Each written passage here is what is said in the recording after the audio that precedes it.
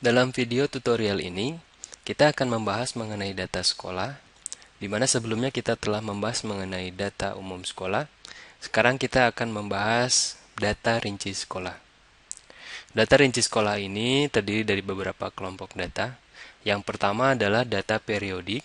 Di sini data periodik ini untuk periode ganjil 2015-2016.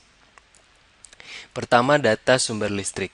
Apabila di sekolah memiliki sumber listrik, maka kita sebutkan sumber listriknya apakah dari PLN, diesel, tenaga surya, PLN dan diesel atau lainnya. Silahkan pilih salah satu. Selanjutnya, daya listriknya. Daya listriknya di sini kita inputkan 10.600 watt. Silakan diinputkan sesuai dengan daya listrik yang digunakan di sekolah. Lalu waktu penyelenggaraan.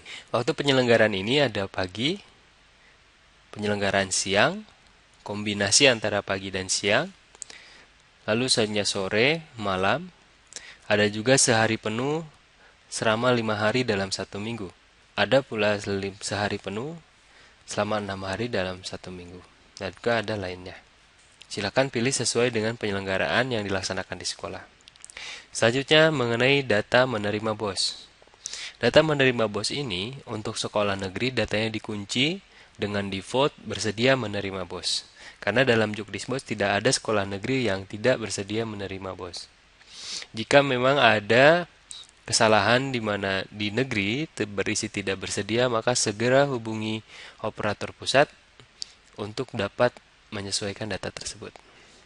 Namun untuk sekolah swasta diberikan pilihan untuk bersedia menerima BOS atau tidak bersedia menerima BOS. Selanjutnya, kita pilih apakah sekolah sudah memiliki sertifikat atau belum bersertifikat. Selanjutnya, akses internet. Akses internet ini adalah provider yang mendukung internet di sekolah, apakah dari Telkom Speedy atau dari provider yang menyediakan internet melalui modem. Kita bisa pilih di sini provider yang kita gunakan di sekolah.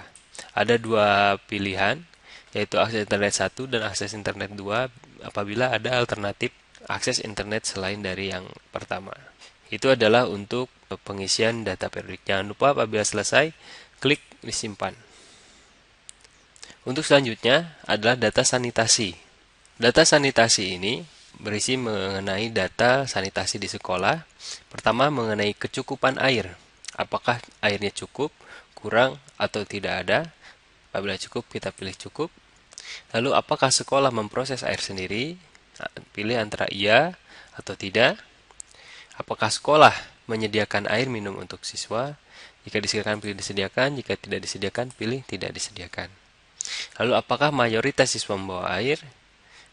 Maksud di sini adalah membawa air minum. Silahkan apabila banyak yang mayoritas membawa air, pilih ya. Apabila tidak, kita pilih tidak. Lalu sumber air sanitasi. Dari mana kita mendapat sumber air sanitasi? Silahkan pilih sesuai dengan sumber sanitasi yang ada di sekolah. Ketersediaan air sanitasi apabila ada pilih ada sumber air, apabila tidak ada pilih tidak ada. Selanjutnya, jangan lupa untuk disimpan, kita klik simpan untuk memastikan datanya telah tersimpan. Data selanjutnya adalah data block grant. Seperti yang kita ketahui bersama, data block grant adalah data bantuan yang diterima sekolah. Kita bisa list bantuan yang pernah diterima sekolah. Pertama dari segi namanya, misalkan di sini ada bantuan lab bahasa dan komputer. Tahun kapan, jenis bantuannya apa, sumber dananya dari mana. Kita bisa lihat di sini sumber dananya apakah dari Biro PKLN, Pustekom, Dikti, Dinas Dinas Kabupaten, dan lainnya.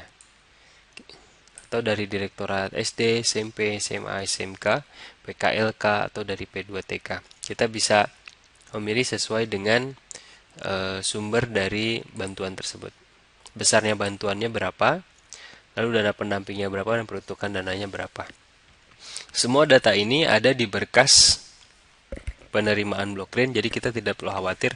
Jadi operator hanya tinggal memindahkan dari berkas block grant ke aplikasi. Selanjutnya adalah data akreditasi. Untuk data akreditasi ini, untuk menambahkan data kita bisa pilih tambah. Atau mengubah data kita bisa pilih ubah. Misalkan setelah kita tambah akan muncul kolom kosong.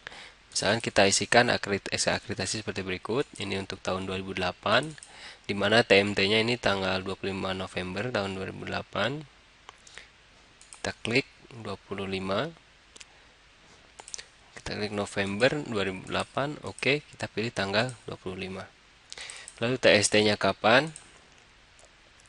TST-nya misalkan tadi ada 17 Januari 2015. Pilih tanggal 17. Lalu akreditasinya apa? Mulai dari A, B, C, tidak terakreditasi atau belum terakreditasi. Lalu ada lembaganya, itu hanya satu, ya, BAN-NSM. Apabila selesai kita simpan. Ini juga kita inputkan karena ini sudah tidak berlaku lagi, maka apabila sudah ada SK yang baru, silakan diinputkan juga. Itu untuk akreditasi.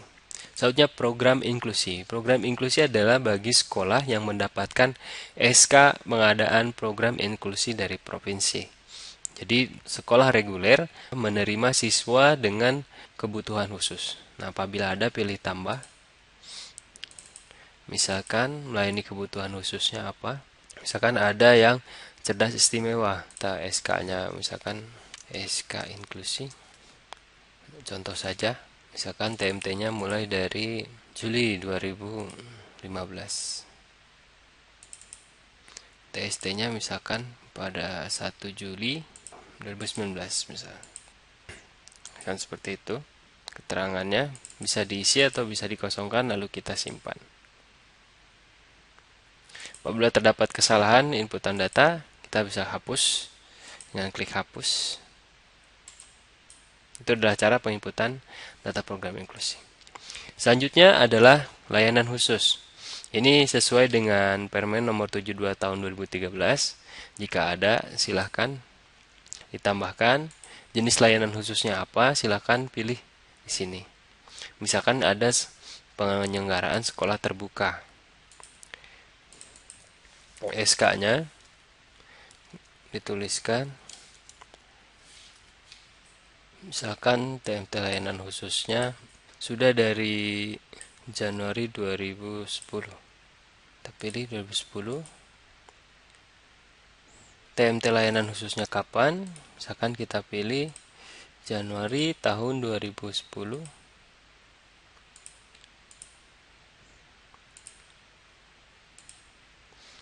Lalu TMT-nya berakhir di bulan ini, di 1 Agustus 2015. Maka kita simpan. Itu apabila misalkan ada program layanan khusus. Khusus bagi sekolah swasta, terdapat tab yayasan, di mana yayasan ini adalah yayasan yang menaungi sekolah. Di sini sudah ada contoh yayasannya. Misalkan kita inputkan salah satu tambah data yayasan. Misalkan ini yayasan, lalu alamat yayasannya misalkan Jalan Jenderal Sudirman. Lalu RT-nya dan RW-nya, misalkan nama dusunnya tidak ada, lalu nama desa kelurahannya, misalkan di sini Tanjung Sari, kecamatannya, lalu kode posnya,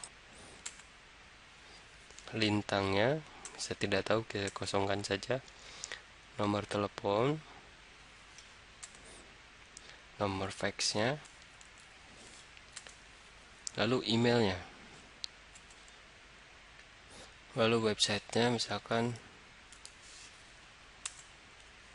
NPWP jika ada, lalu nama pimpinan yayasan misalkan, lalu nomor pendirian yayasan misalkan,